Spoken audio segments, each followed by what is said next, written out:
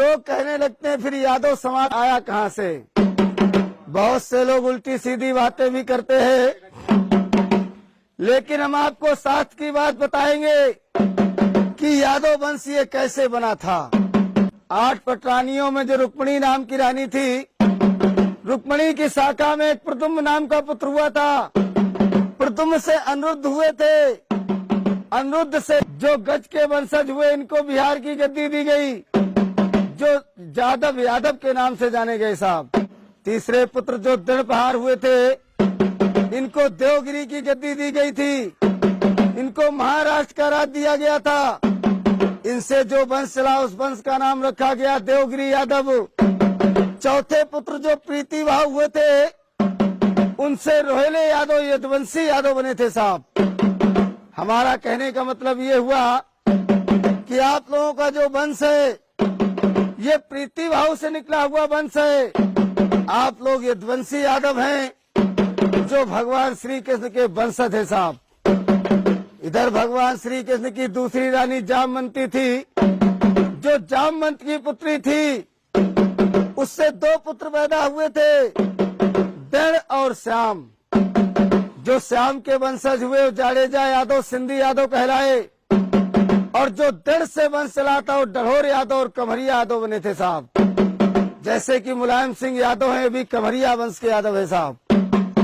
इधर बलदाऊ जी की शादी राजा रेवत की पुत्री रेवती के साथ में हुई। इनसे निषद उन्मुख नाम के 2 पुत्र हुए, इनको महोबे मध्य प्रदेश का राज दिया गया, जो बनाफर यादव और दौआ यादव के नाम से जाने गए साहब। इधर एक चकेरी का राजा उद्यम घोष हुआ था, जिसका बेटा हुआ शिषपाल घोष। शिषपाल घोष का वध भगवान श्री कृष्ण ने किया था, तब रुक्मिणी को विवाह के ले गए थे। इसलिए शिषपाल घोष से जो वंश चला, उस वंश का नाम रखा गया घोषी यादव। ये घोषी यादवों ने अपने यादव समाज से विद्रोह कर लिया था। भगवान श्री कृष्ण के वंश से घृणा मानने लगे थे, इसलिए इनके वंश पे अकाल पड़ गया था। इनके राज पुरोहितों ने इनको बताया था कि जब भगवान श्री कृष्ण के वंश में जाकर तुम वंश बजाकर भिक्षा मांगोगे, तभी अपने कर्म से उद्धार हो पाओगे। तब से आकर के घोषी लोग वंश बजाने लगे थे, वहाँ से घोषी समाज कहलाया था साहब। ये तो सुनाई वंशावली, कैसे चंद्रवंश बना, कैसे यदुवंश बना, कैसे अहीर नाम पड़ा, कैसे घोषी कमरिया ग्वाला बने। अब एक मिनट के लिए अपने यादव समाज के हम कुली बताएंगे कि यादवों में कौन कौन सी कुली होती है साहब। गोत्र तो सभी यादवों का त्रि है, लेकिन कुली सबकी अलग अलग है साहब।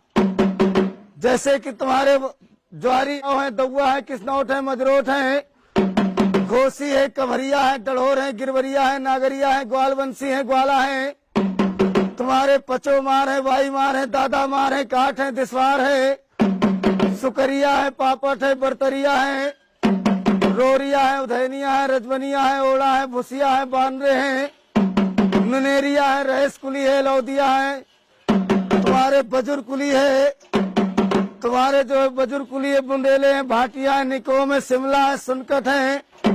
तुम्हारे डांस कुली है, रूखड़ा है, दुर्ग है, सिकरवार है, मैना है, धरोर है, कटा है, गुच्छार है। तुम्हारे भुरगदे हैं, पमटे हैं।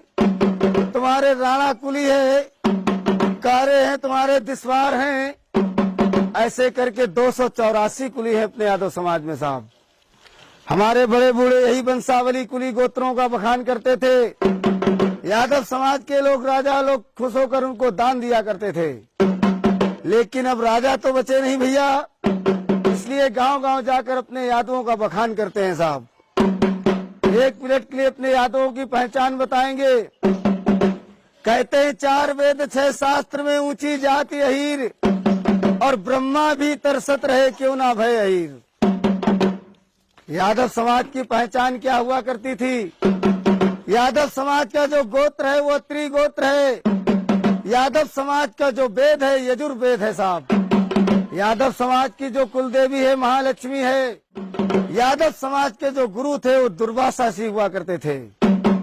एक पहचान और है यादवों की, कहते छाती तानत शान से चाहो जहाँ जात शरीर, छाती तानत शान से चाहो जहाँ जात शरीर, मान हान और कट वचन सह नहीं सकत अहीर, सह नहीं सकत अहीर पड़े चाहे कितनों पिंगुल, सूली पे चढ़ जाए झुके नहीं सिर का सिंगुल।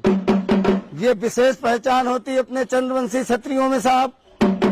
लेकिन बहुत से यादव लोग ऐसे भी मिलते हैं भैया जिनके